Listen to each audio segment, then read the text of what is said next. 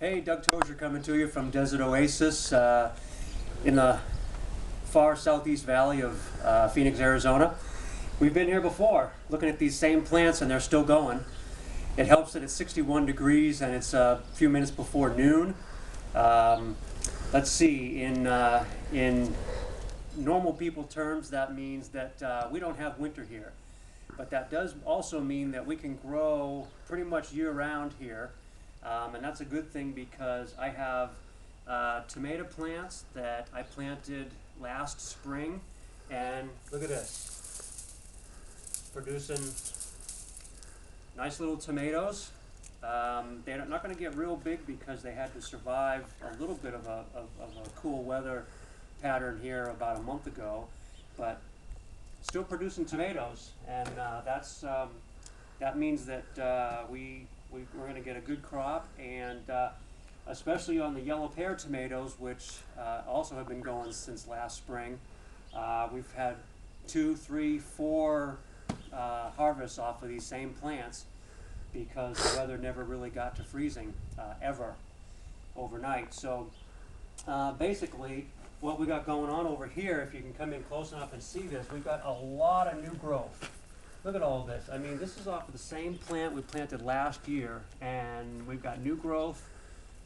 We've got flowers formed again, ready to bloom, and of course we've got tomatoes that we're picking in January. So all you people who are experiencing freezing cold weather, and I'm sorry that it's minus 60 degrees, but it's positive 60 degrees here and climbing. Some of our days have been as high as 80 degrees. So that's why, as you can see, we're able to get so much good food off of this plant, and it's still going. So I'm going to continue to harvest all of this, and if I can extricate myself, again, we'll look at the broccoli plant, which, look at this thing. Look how tall this is, beautiful leaves. Insects get to it a little bit, as you can see. There's some places where they've taken their toll. But you can also see, if you zoom in here, that we've got broccoli. And I've been eating off of this broccoli plant for a couple of weeks now, cutting off when the heads get to just the right size. But as you can see, some of them get a little bit too far along, and obviously I'm not going to eat any of these. These are the flowers that form off of these heads, and so maybe actually get some broccoli seeds to plant for next year. I also want to point out the kale plant, and if I can get over here, nice plant here. Get rid of some of this dead stuff from underneath. That's a good solid plant right there, and it's going to keep on putting out leaves, and this plant probably should last another year, putting out more kale. So I'm really happy with that. Still waiting for the artichoke. That's actually a couple of plants. I'm going to get over here and kind of give you an idea.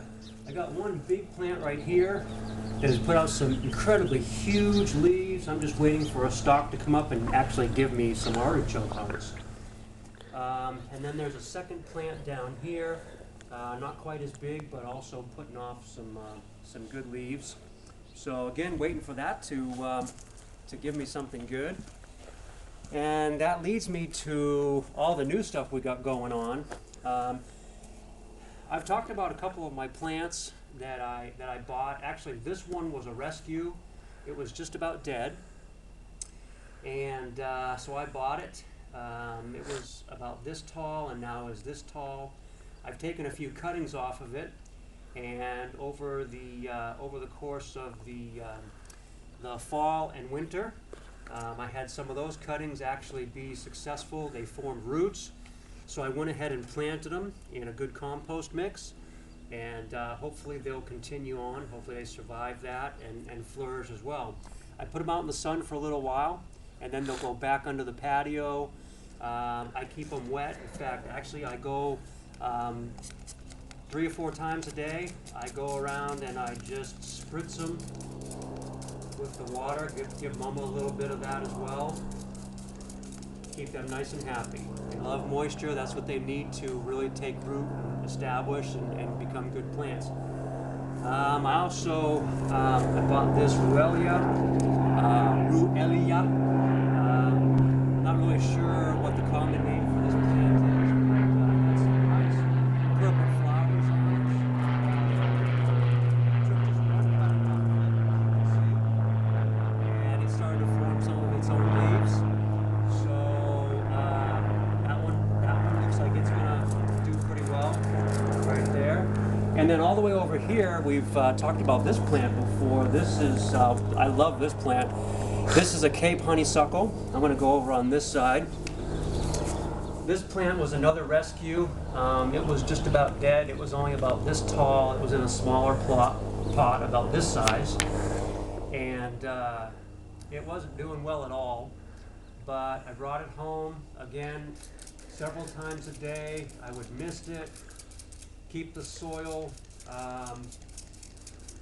nice and healthy. I put it in some good composted soil, and you know, followed a regular watering regimen with it. Nursed it back to health, and now we have all of these cuttings off of it. And all I do is I snip a section off, strip the leaves, stick it in the dirt, and this is one of them that just has really taken off. This was the first cutting I took off of Mama honeysuckle, and so again, I just go with all of these. I just mist them a few times a day, morning, afternoon, nighttime. Just give them a good going over so that they feel the love, and we're producing a nice family of plants here. And finally, we have what we're growing for this coming planting season. And when I say this coming planting season, I plan on having plants in the ground next month. So February is my planting month. I'm going to be sure to get a bunch of stuff in the ground. I've got some good seedlings going. I've got 2 pots where I've got Detroit dark red beets growing. They've already started out about an inch tall or so. I've got some broccoli, which I know broccoli's a winter plant, so you're going to tell me that that it's not going to produce. But I figured I'm getting ready for my planting, so I'd go ahead and put some broccoli in. And I've got two sprouts there. I've got carrots already sprouted and looking good. I've got a watermelon, and let's see, where's the pumpkin? Help me out here. Pumpkin's all the way over here. Little tiny sprout here. I hope that one survives. That's the majority of what actually has sprouted so far, but I've got green beans, I've got more tomatoes, cantaloupe, cucumber, a couple other things getting ready to hopefully sprout here in the next few days or so. And then this one's going to be fun. If I can grow these are scorpion peppers. Got 3 little sprouts there. 2 of them actually have some nice leaves on them. So hopefully those grow up. Those are supposed to be one of the hottest peppers. This isn't for me. This is for my sister-in-law and my son Nathan. They think that they're pepper aficionados. So if I can grow some of those peppers, I'm going to be eager to see how they respond when they get to try those. So anyway, that's what's going on here. Getting ready for starting the garden for another year, and I don't know what's going to happen. The tomatoes, well, I'll tell you what, these Yellow Pear Tomatoes, these vines are ready to go. They're going to be compost. But I think what I'm going to do, honestly, is cut this back until I'm back to the good growth that started up, and see if I can't nurse these plants for another year, see what happens, because, hey, you know what? It's free food, and that's what this is all about. This is growing food for my family, and having a lot of fun doing it. So until next time, this is the Desert Garden, Desert Oasis, I should say, and we're doing it. So I hope you learned something today. If you're in a similar situation as I am, plant some food. It's a lot of fun. It's good for the family, good for the environment, and this is what I'm doing. So see you next time.